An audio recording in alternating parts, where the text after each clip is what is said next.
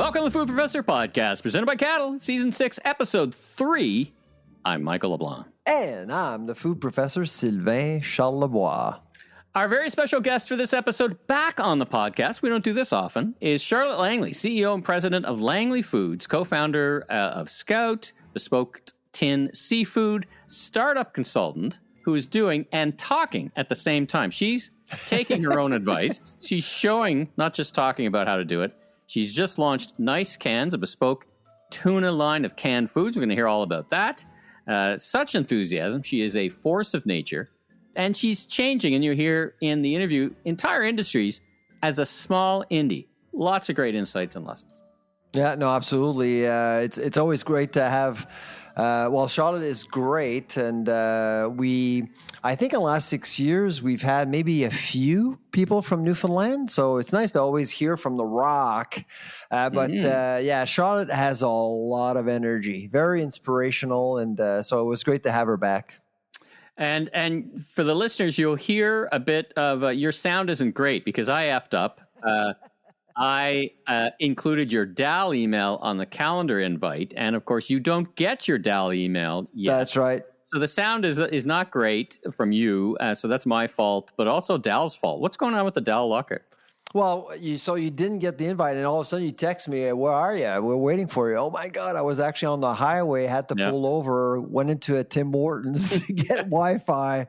Yeah. And the show must go on. So I was able to actually join you and Charlotte for the interview, but that is the worst thing. I mean, I understand why there's a lockout. I can appreciate that there's a dispute here between the Dalhousie Faculty Association and Dalhousie itself, but basically not to disable all functions related to our email, no auto reply, no forwarding. Like, you wouldn't know that I didn't get the email, and I wouldn't get the email. And so it's just the worst policy, to be honest. It was designed to piss people off, and I'm pissed. It's been 3 weeks. Well, can you imagine? I mean, Ed McMahon may have already sent you an email. You may already be a millionaire. You may already be a rich professor. But I tell you what, Michael. You don't know. But I tell you what, Michael, even if I'm a gazillionaire, I'd still do the podcast with you. What a professional. Absolutely. What a professional. Huh? What commitment. Where else can you have this much fun for spending this kind of money? All right, let's dive into the news. Back into the news, temporary foreign worker program is back in the news in advance of what I think is a November annual goal reset, an objective statement. Our federal opposition leader, Mr. Poilievre, is out in front and calling for the elimination of the program. Restaurants Canada jumped on that real quick and loud. And now, what was interesting, I think a bunch of interesting things. We can talk about the program. It's not the first time we've talked about the program. But I found it interesting how quick suggestion from the opposition. This isn't the federal government saying this, though they are in that consultation period, because I think November is when, as I said, when they release some stuff. But boy, it ignited a lot of conversation with one statement from the opposition leader, not the leader of the government. And so I thought that there's clearly a lot of interest and energy around it. Like, let's jump on this real quick, no matter who says it.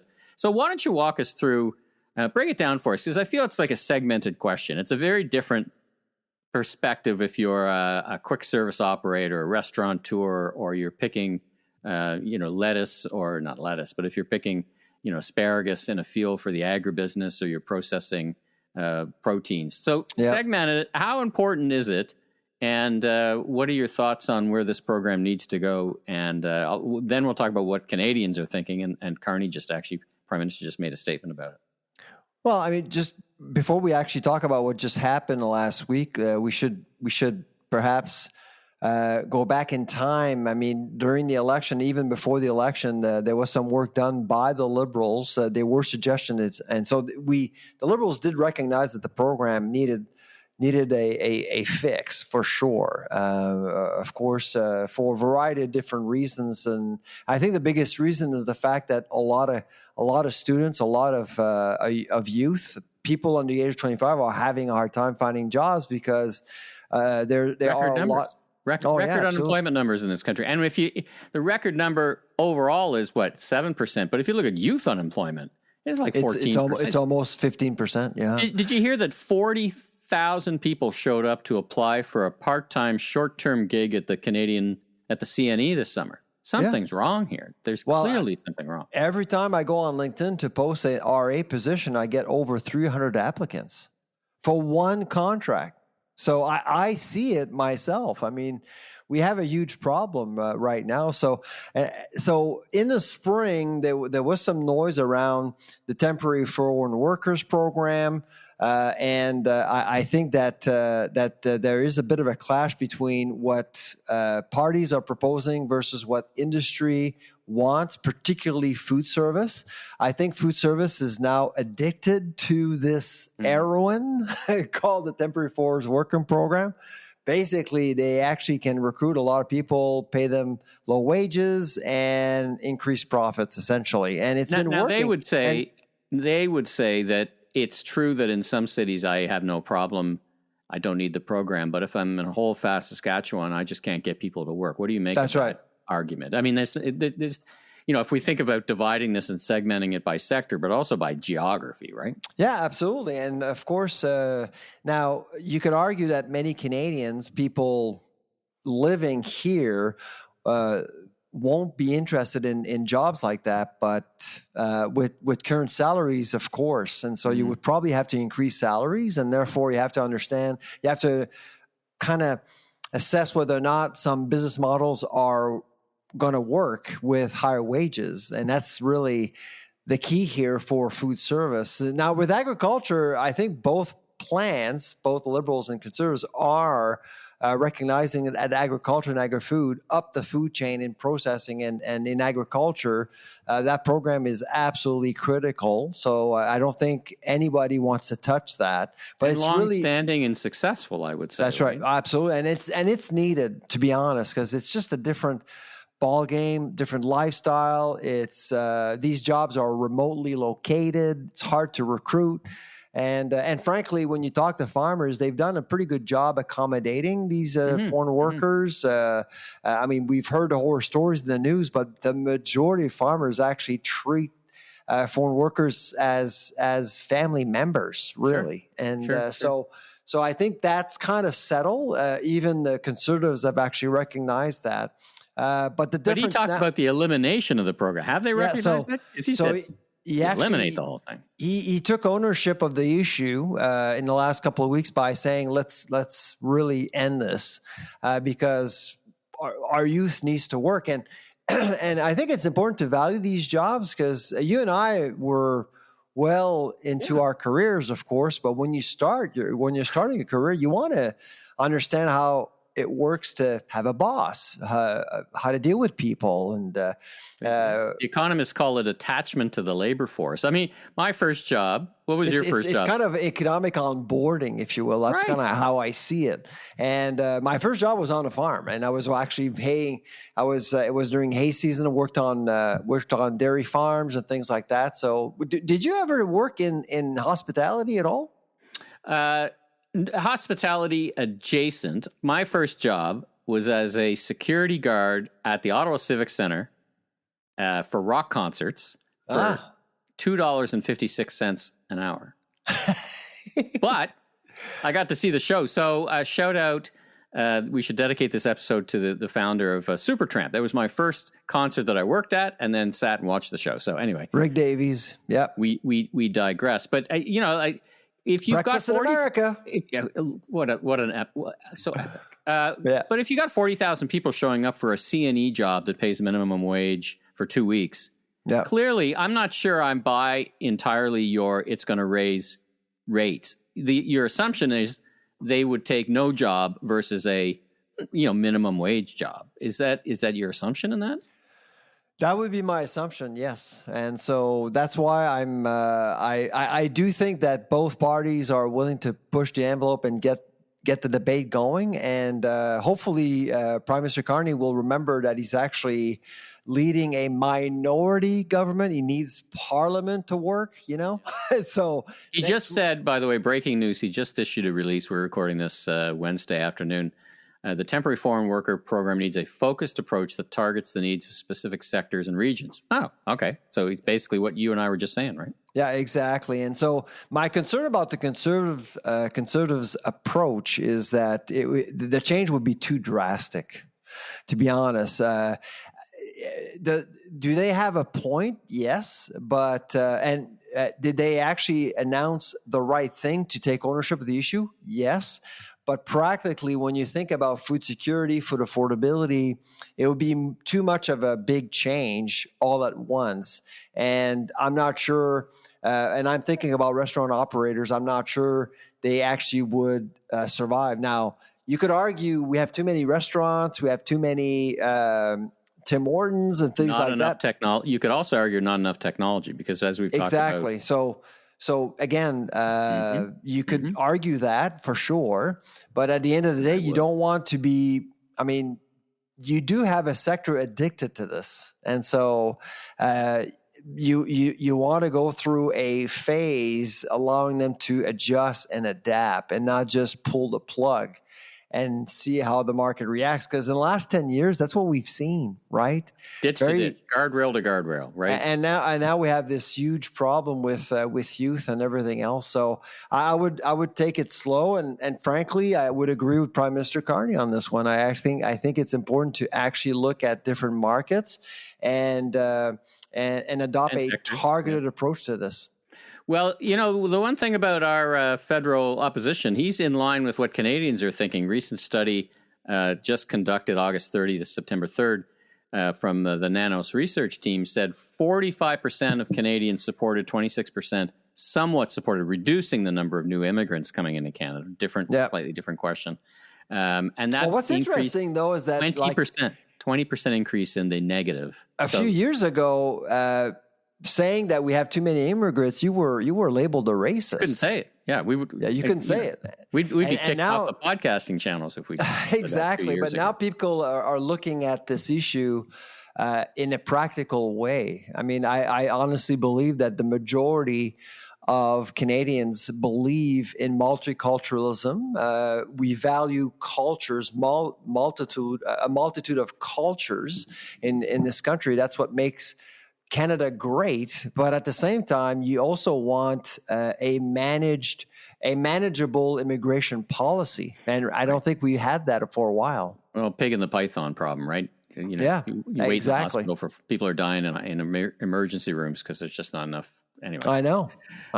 Let's sticking with politics. You mentioned to me off mic that there was some changes in the La Belle Province, one of your most favored or respected ag ministers. Talk about what's going on. Yeah, as of this week, he's gone. So Adrien Lamontagne was ag minister since 2018, so 7 years. Been on the pod. He's been a guest on the pod. He's been a guest on the pod as well a few years ago, and I actually do think he was probably the best ag minister we had in Canada.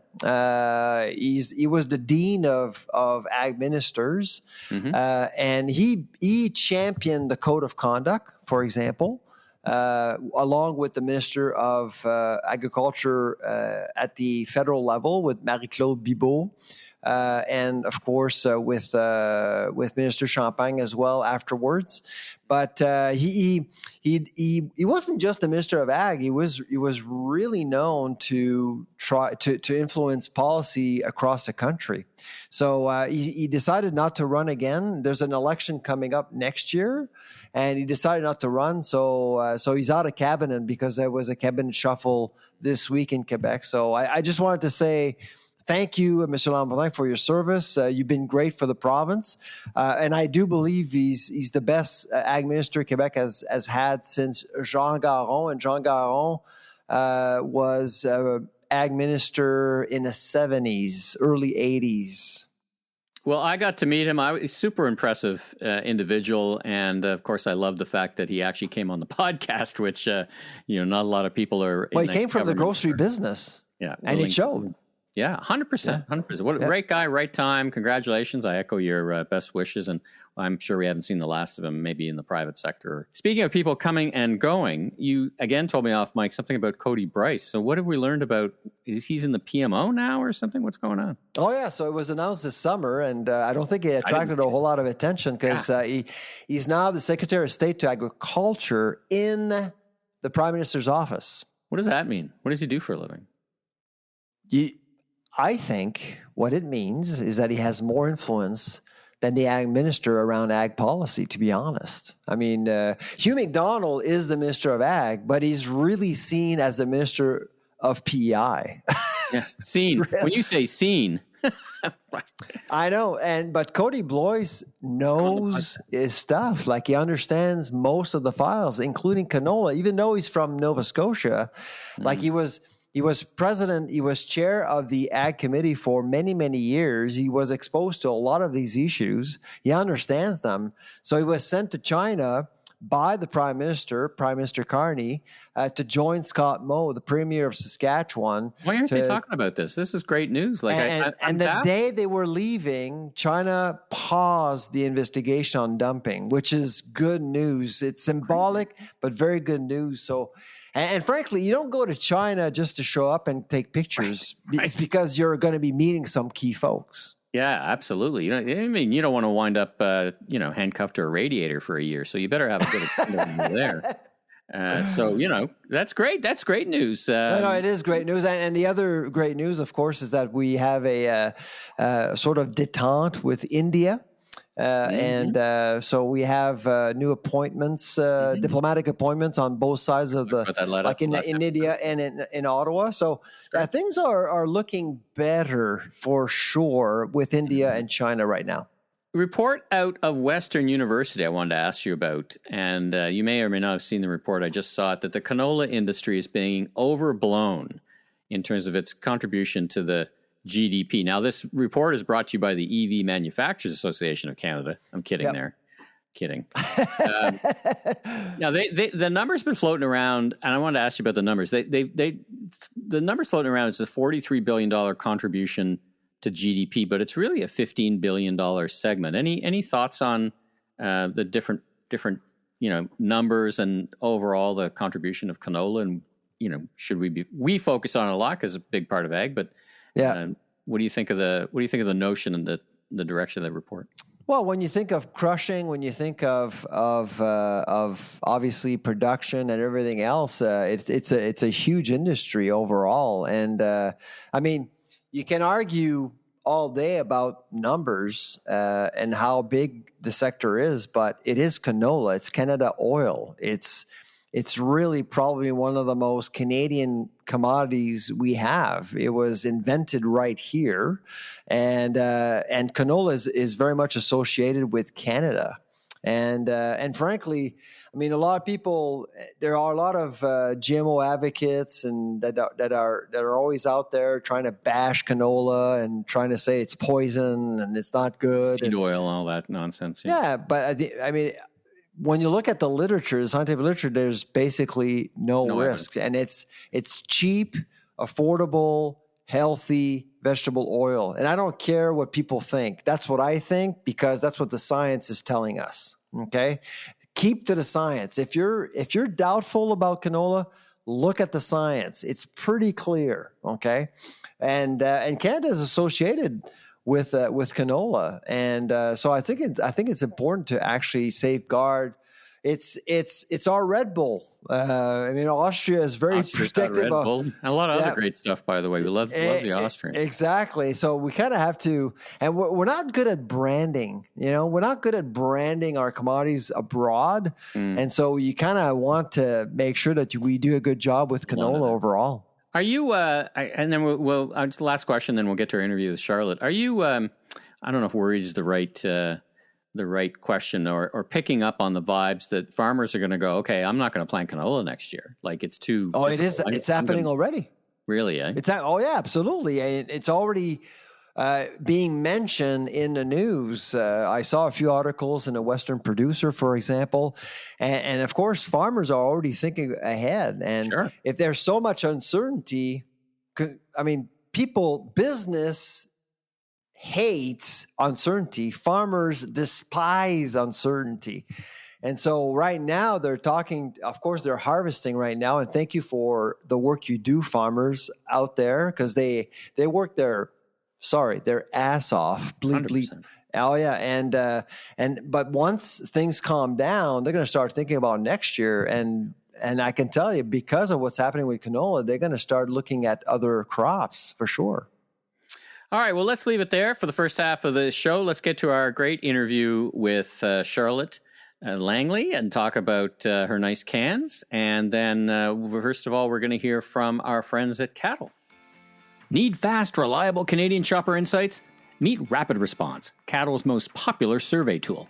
In just 5 questions, you can reach any audience in Canada, French, English, or both, with results delivered in as little as 5 business days. Whether you've got a big retailer meeting coming up or need quick, credible data to guide decisions, Rapid Response gives you expert research and a powerful Excel-based dashboard, all for just $2,500, with subscription options that can save you even more. As a listener of the Food Professor podcast, your first Rapid Response is free. Just email at insights@cattle.ca and mention the Food Professor. That's insights@cattle.ca. Well, we have a special guest joining us today, and that is Charlotte Langley from Nice Cans, founder of Nice Cans. Charlotte, welcome to the Food Professor podcast. Thank you so much for having me. So tell us, before we go into their business, and before you tell us more about Nice Cans, tell us a little bit about yourself. How did you become who you are? That's a bit of a loaded question, which I love starting off a podcast with that. I'm Charlotte. I've been a chef for 20 years. My background is cooking, culinary, but I've also been an active ocean steward and brand ambassador for the Marine Stewardship Council for almost 10 years now.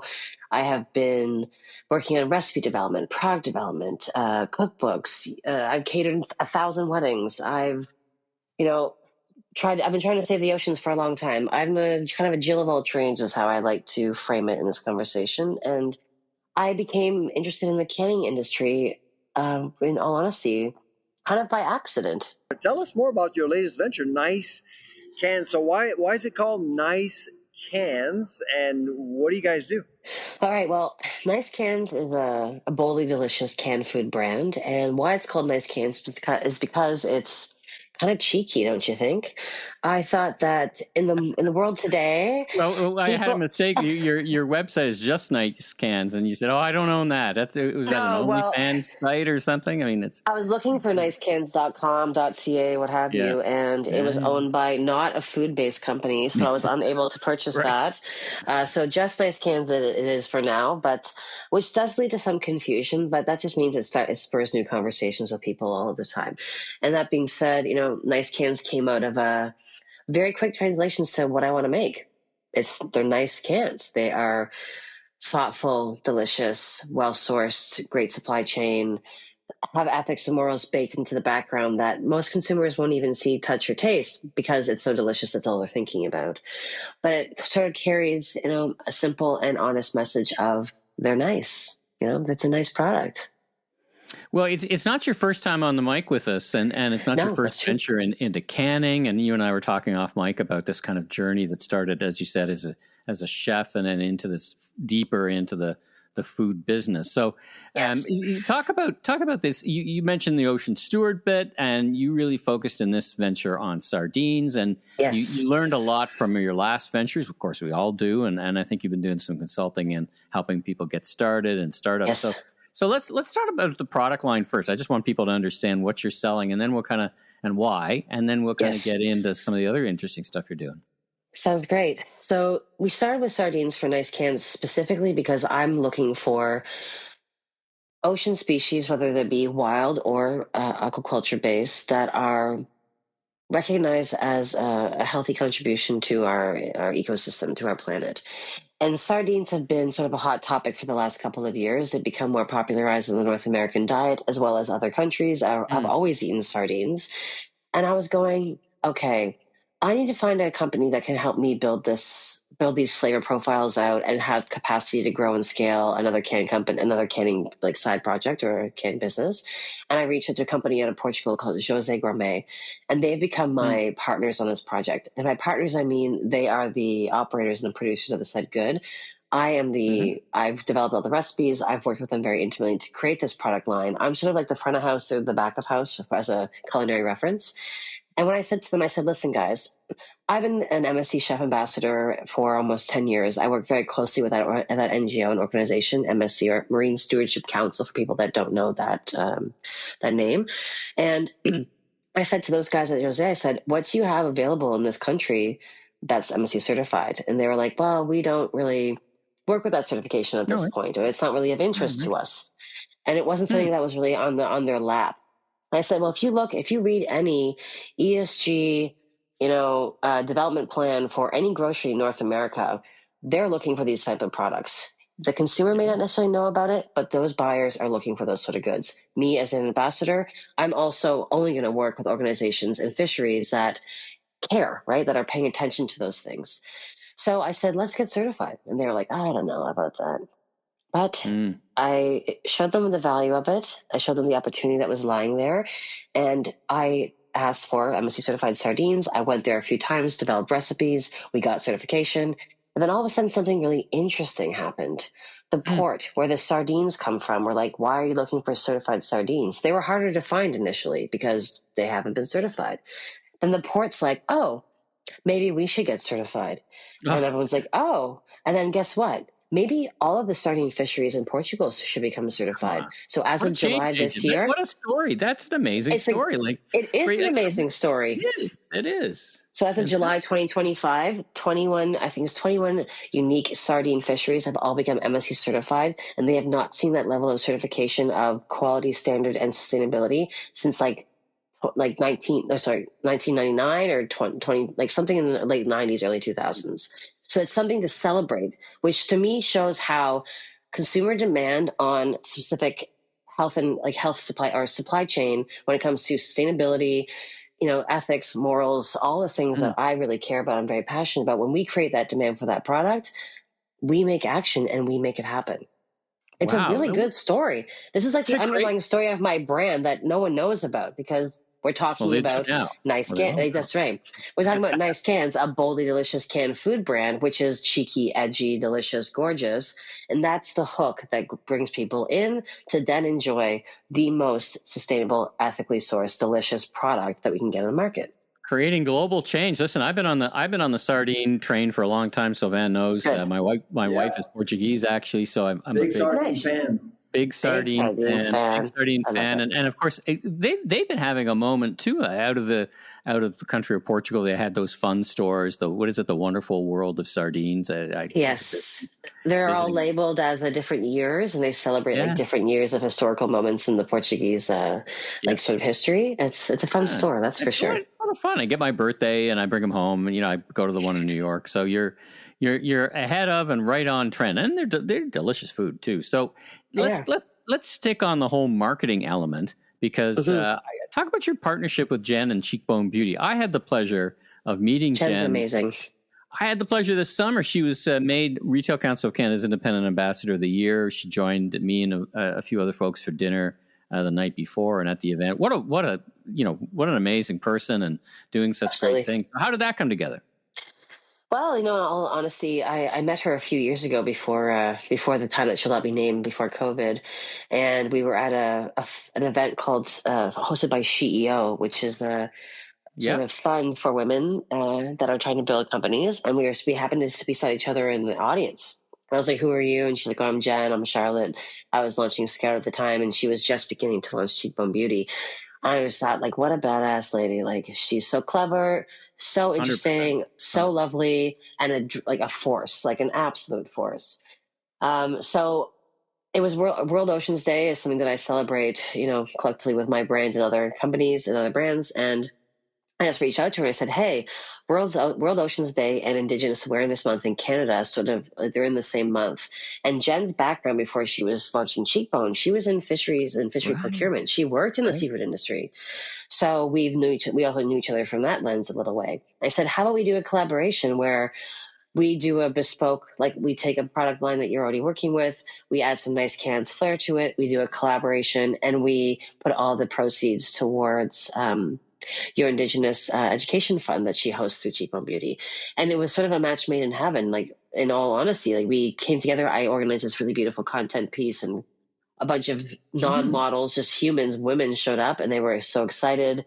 We launched this product for a limited release, and we have basically, I think we've got like 2 or 3 tubes left in inventory, which is a good thing to have. You know, those are going to be my my heirloom pieces that I hold on to for the next one. But beautiful collaboration, and hopefully we will have the opportunity to do more. Fantastic. We are talking with Charlotte Langley, founder of Nice Cans. Charlotte, you are a master in product development. Tell us more about your creative process, and what are your 3 key strategies, and what advice would you have for anyone starting out with an idea and a kitchen counter concept? Excellent question. Sylvain coming in with all the hard hitters. I love it. I'd have to say, so besides Nice Cans, I also launched a brand called Langley Foods, which is meant to act as sort of an incubator or a hub for CPG innovation in Canada. And not limited to Canada, but it seems to be I'm working with more Canadians than other, which is totally fabulous. And from that lens, Langley Foods, the tagline is, we build delicious brands. And one thing that, I see happening a lot in the space, as in CPG specifically, is people are making product for product's sake. They're not making product that leads with quality and deliciousness first. If you put something, every investor I've ever spoken to, like, this is my advice. My advice is, every investor I've ever spoken to, number one question, is it good? Is it delicious? Do you want to put it, do you want to eat it again? Like, we can make a cereal that's got 14,000 different macronutrients that we've derived from some other resource, but is it actually good? And for me, is your product good? Is it delicious? And not because, and I'm saying this to you, like, I understand it's your baby or your dream or your vision, but really taste it. Like, is it balanced? Is it interesting? Is there, whatever it may be. So when it comes to talking with new ventures, new founders, new innovators, I'm going, taste it first. Number 2 is, what's your timeline? And timelines for people are, we launch next month, we launch in 3 weeks, whatever it may be. I'm going, these models are always going to take longer than you think, and the patience that you're going to have to apply to your own life is going to be a test. And then also, where do you really want to go? Do you want to go to the farmer's market? Do you want to sell to Costco? Do you want to go international? Like, do you want to work with Canada Export? Understanding where people want to go with these ideas. Is it just like, I want to make something and that's where they stop? It's asking these questions and developing these sort of conversations around, is it good? Where do you want to go and market, and how are we going to get there? So my job is to come in, work with them on recipes, taste, trial, find amazing co-packers, or help them build and have access to facility. And then secondarily is, let's look at your supply chain. Then let's look at where it's going to go. Who are we going to start selling it to? Who are we going to start flirting with? I guess you could say, very gently, to entice them to see if there's interest in that category.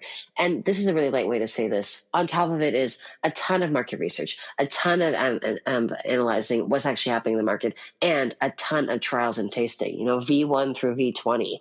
Typically, it's a minimum 3 Vs before we get to a product that we're all happy at. WD-40, right? It was the 40th time they tried that. Right. They tried that product. Perfect. Exactly. So it's usually, I say version 3 is that's a very lucky version 3 if we get it at number 3. Usually it's much more. Let's talk more about marketing, because you're talking about doing research, understanding your market. Absolutely. How do you make the call between wholesale versus direct to consumer? I mean, there are 2 very different markets. So how do you make that call in terms of where to go, as you say? I have to say, in all honesty, that you have to have a diversified revenue stream, and you're not just looking at one or the other, right? You're looking at the whole. You're looking at every stream you can think of. And when it comes to marketing and communications to D2C, or direct to consumer, you're looking for punchy, beautiful visuals, high design, seen on shelf.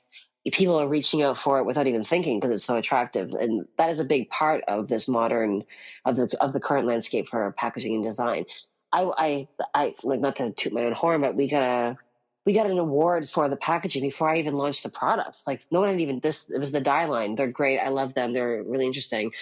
They awarded us like, best new packaging of the year alongside a few other brands before the product was even on market, which means that they like the packaging. That's a good sign. That's one category that we lean into. So design heavy, looking at your competitors in the space. What are they doing? What are you going to do differently? Or finding out what they're not good at and going the opposite direction, hoping it's something that you're good at. And when it comes to wholesale, that's not just the packaging. Yes, the packaging is highly important and key to attracting the visibility on shelf, but it's more about the underlying values and structure and authenticity of the brand when it comes to marketing and communications that are aligning with your bigger wholesale buyers. And I'm talking about more your grocery, not your independents. Independents, I feel, are looking for new, smaller companies that they can support and have like unique relationships with, so they feel like that product is special in their store, which feeds their local community and buyers. So like that's the third category there. There's your D2C, your small independents, and then your grocery. They all want and need something different. So when you're building out your initial model or your plan of your packaging or how it's going to come in box or what the aisle blades look like if you're going to, Loblaws, Whole Foods, whatever. Think about it all in the beginning. Draft that, take over a giant wall of sticky notes and draw 1,000 pictures of what it's going to look like in 5 years from now. And what's your advice to prospects or people who are working on this? How long is that going to take? I mean, from when you get the product right, and now you start knocking on doors, and you go to specialty stores, and maybe you're hand delivering a case to a local great specialty store, you launch your own website, but getting listed, on the one hand, the major retailers are all looking for something different, interesting, and every day more Canadian. Yes. Is it faster than, I feel like it's faster. I know there's grocers who have programs to get small vendors paid faster, which has always been a bit of a challenge, right? You don't have the structure of the cash flow. You need that cash flow. The mighty cash flow. Is your experience that's increasing, that's getting better, like the environment's better for innovation? Because that's always been the, I want innovation, but you got to ship me 100 pallets and I'm going to pay you in 60 days kind of challenge, right? Oh God, that's such a tough question in the sense, because that model still exists. There's still that let's onboard you. We saw you at a grocery store or a CHFA or some trade show. Depending on the appetite of the buyer and the relationship that you sort of forge with them, like they say, it's not what it's who They've been saying this for forever, and it's the relationships that you already have. If you're coming in brand new, blind to market, as in like you've never launched a product before, it's going to take you at least a year, if not longer, to get access to those doors, unless you really position yourself well, or you have advisors like myself, or maybe you or Sylvain, like somebody that's like helping guide you, advise you along into the space and making introductions. When it comes to D2C and small grocery, how many places can you realistically see in a day? Like I could probably hit 12 if I was really pushing the streets, but I also want to cluster too many locations in one place as well, because then they'll be flooded with my product. And that, for me, they want to be different from their specialty store down the road. I mean, that's the whole thing about being a specialty store, right? I got something different. My other counterpart or competitor has something different to me, and you don't want to saturate the market, right? Exactly, which is like why I think there's some opportunity in this space for new to market or newer to market to create. I would call it white label partnerships in a sense, where you create a package or a good that's under your umbrella that's similar to something that you already create, but has its own twist, like a flavor profile or alternate packaging with a flavor profile that is done just for one buyer, like Whole Foods, for example, or grocery. You have your in-house brand because you want to maintain that magic. Because there's also this part that nobody talks about is the magic of a small brand. It's brand new. It's exciting. Everyone's terrified. Like it's dollar by dollar is coming in, coming out. Like it's pennies scraping against each other. And the magic of that energy into small independent grocery and D2C, your own website, your first website. You don't want to squash that magic by going right to Costco. Like Costco is a pathway, or Whole Foods is the pathway. By going right to those larger scale places, or just cutting through from independent and going right to grocery, the local communities, the people in your nation, like around you in your small town, your whatever, where you're from, your cousins, whoever, the people that like love you forever for anything that you make, they don't even have a chance to see your product. So I feel like there's really like this pathway of taking it slow and being more patient with it, as much as that hurts and as hard as that is, because I'm impatient. I am so impatient, Right. but I fight it every day. You know, I'm fighting my impatience every day. Luckily, my partner, Steven, my fiance, he's like, do you not see what's happening? Like, it's happening. The magic is happening. I'm like, yeah, but I need to scale here. I need to go to this country. I got to call Singapore. And he's like, slow down, slow down. Pump the brakes a little bit. Pump the brakes. Yeah, pump the brakes. Pump the brakes. You know, I'm reflecting on our conversation, and you know what it reminds me of, and I wanted to put it in the context of a question, because, of course, we ask questions here on the podcast, is, you know, I was thinking as you were talking about olive oil category and what Graza did by simply changing the packaging, you know, framing, drizzle and sizzle, and what a runaway hit. And there's other examples in other categories, right? Legendary. Right, Sylvain? I mean, you've heard of this Graza, right? They just put it in plastic squeeze bottles and suddenly created a whole new arc of a category. And I feel like you're doing the same thing. But other than Graza, is anyone else you'd point to say, boy, I want to be like them? I think they're doing, or point to the audience, say, boy, here's someone who's, you know, what is it, that water that's called Kill You Now or something, death water or whatever. Yes, death water. I love death water. It's so good. Well, you know what? There's some really, it's interesting because like that's a hard thing to answer, because there's a few brands I can point to that I absolutely love. Fly by Jing is a number one example. Fishwife, like a competitor, but not even a competitor. A whole new speaker that elevated the canned food, canned fish category, like very much so. Tide rises all ships, by the way. But other companies, what's happening right now is, I'm sure you guys have seen this, is that the companies that were those like innovative brands, like a Graza, like a Poppy, like a bone broth, whatever, they're getting acquired, right? This is the year, I've actually been looking, it's been the year of acquisitions of these powerhouse brands that have skyrocketed innovation into the market and are now getting acquired. There's been a record number of acquisitions that I saw this year. I was going like, oh my God, like Pepsi bought Poppy, like holy, they're making a probiotic cola, like what is happening?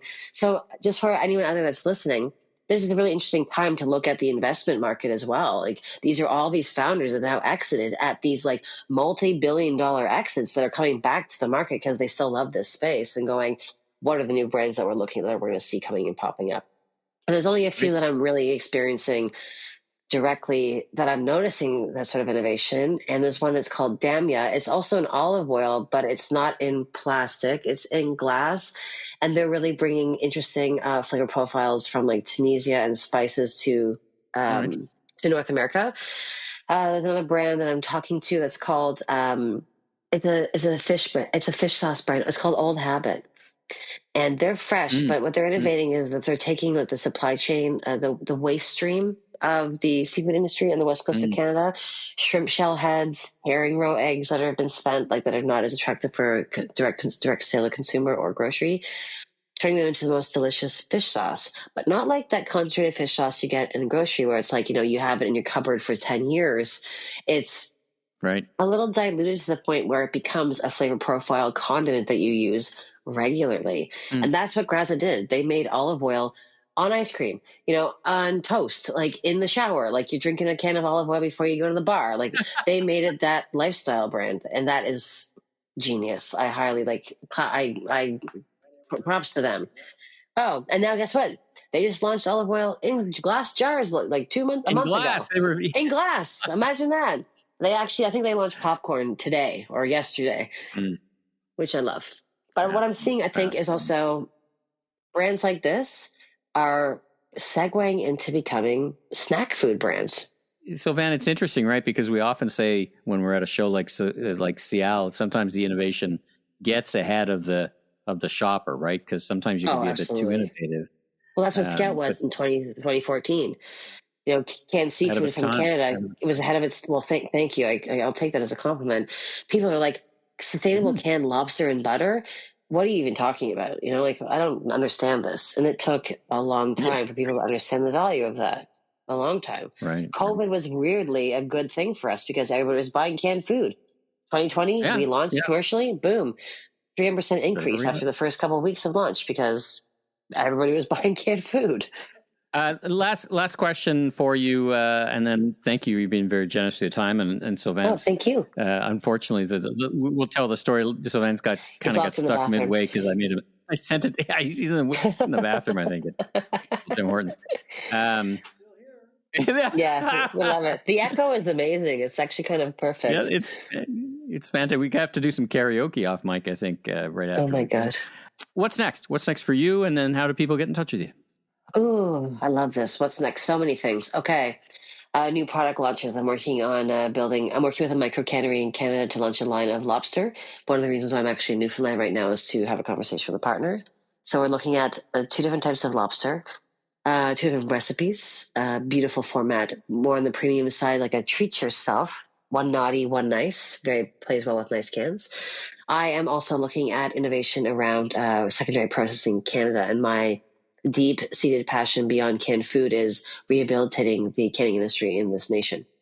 So I'm saying this because I'm putting in all the best vibes for this reality is I've got my eyes on a factory, a pretty big factory. And I'm looking for help to build that and support that and work with other partners to rehabilitate the micro cannery industry of this country. So Mark Carney, if you're listening and you have a budget for this, I hear you talking about the secondary processing thing. Let's go, buddy. Lots of talk, lots of planning offices, more government. We'll have less government. First, we're going to have more government.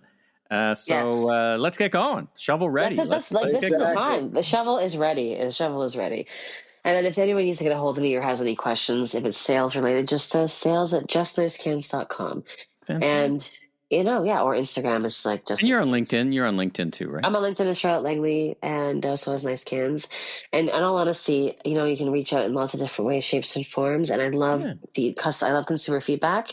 I love lots of questions, and I love meeting new people that are interested in this category. And this category will continue to rise. We are projected for $44 billion in the sardine industry globally by 2030, which was when I started doing canned seafood. It was like in the 35, 37 billion. So we're rising pretty quickly. This category is not going anywhere. Well, we loved having you back on the pod. You're so excited. With food entrepreneurs like you, the future's bright, and we wish you all the best. And we're happy to. Thank you. Is he right? Are you busting up your motorcycle there, Sylvain? You're like, bro, and he's off. He's starting the Harley. Harley just started, so I was in the parking lot. I'm back inside now. Sorry. It sounds pretty badass, actually.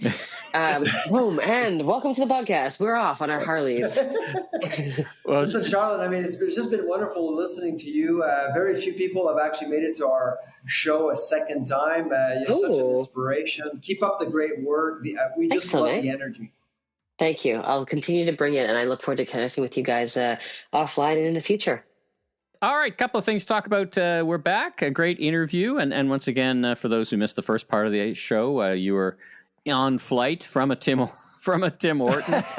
So let's talk about Tim Hortons for a little bit. They've launched a protein enhanced coffee. Proteins are everywhere. I was just reading Chatelaine magazine. We tried the new Tim Hortons protein latte, tasty, affordable, and twice as much protein as a standard latte. I wasn't thinking about. I didn't even know there was protein in a regular latte. For goodness sake! What do you mean twice as much protein? There's protein in it. Yeah. Anyway, so there's a New York Times article about this. Suddenly, it's all about protein. What's going on? Is this the? And Starbucks is a few days away from announcing the same thing. They're actually about to launch a new protein line. So what's the hype here? Is it hype or reality? Is there any science behind this protein? It's protein fortification. Basically, I think what's going on. It's the same phenomena in the U.S. And when you look at meat counter economics, they're brutal. It's getting more expensive, and people are looking for a cheap protein fix. I actually wrote a book, The Protein Revolution, in French 4 years ago, if you remember. I do. And I do talk about that. Proteins represent about 40 to 45% of all the money we spend on food as consumers. So they do matter a lot. And if they become unaffordable, you're going to look for other solutions. So why not actually mix your coffee fix or your caffeine fix along with the amount of protein you need in order to actually go about your day? I'd love to talk to you. You actually find protein in coffee. You find protein in breakfast cereals now. In many different products, they actually are using protein fortification as a value add for consumers in many products. Do we need this much protein? Like, what do the nutritionists say? Like, it's gone up and up and up and up. Am I over proteining? Well, I mean, I actually did read comments from a few nutritionists because I'm not a nutritionist myself, but my understanding is that there are different types of protein, and we're not sure if these proteins are of quality for you, first of all, and perhaps people may overdose on protein. Maybe that's, you don't need as much protein, but at the end of the day, it's actually, to me, it's a bit of a win for chains because they're always looking for ways to provide value, add value to their drink, pumpkin spice latte. They're looking for the next pumpkin spice latte, right? Exactly. And so I'm not sure that the protein play is actually the next pumpkin spice phenomena, because it's an incredible phenomena. Yeah, but I mean, people will drink pumpkin not for the flavor, but for the scent, for nostalgia, for the fall. Else. Welcome to the fall and all that. It's very powerful, and of course, you want to hit the market in the fall to create new habits because people are driving around to new places. They're going to college, universities, back to work. Except for DAL professors. Yeah, except for DAL professors. Yeah. Yeah, exactly. All right, let's talk about food delivery apps. Some new research. You were talking about that on social media. They're more popular than ever, you're telling us. I think, are they bad for society? They're certainly fuel for the loneliness epidemic. They help polarize opinion because you're not getting out and socializing, so you can eat your dinner while you're watching the platform's rage algorithm work its magic on you. We're creating a community of less than minimum wage workers. But all that aside, is it good for the restaurants, and are people liking it?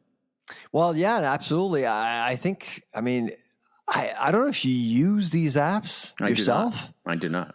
I got to tell you. But I'm not a big fast food I don't go out for fast food anyway. I make almost all my food anyway, or I eat at a restaurant when I do. So before COVID in 2020, 1 in 5 Canadians actually were using these food delivery apps on a regular basis. Now it's 1 in 4, 1 out of 4.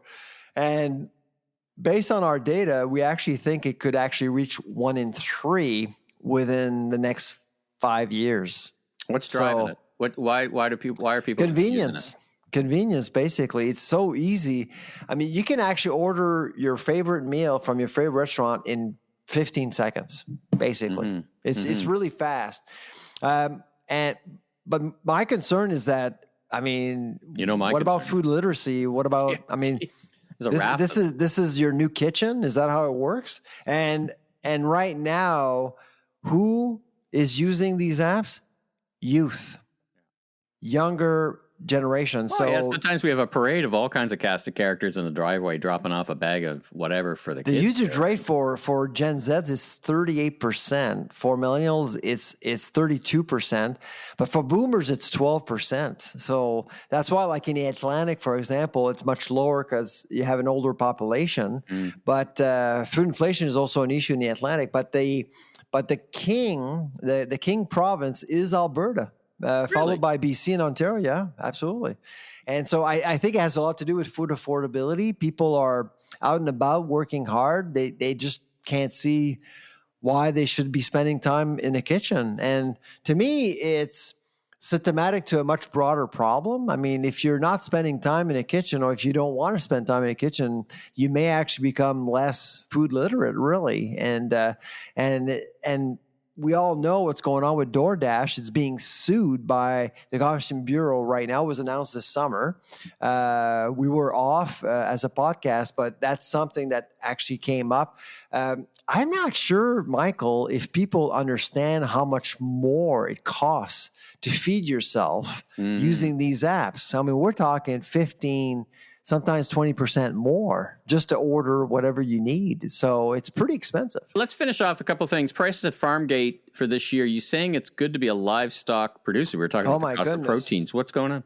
Oh my God. If you look at the data that was released this week by StatScan, and this is, of course, a report that nobody reads except me. But I have to tell you, it's good to be a livestock producer. And frankly, it's not like that every year. I mean, if you're into cattle, hogs, poultry as well, prices are higher, much higher, because a lot of people say, well, your product at the grocery store is way more, but are farmers really getting more? Well, the answer is yes, for some.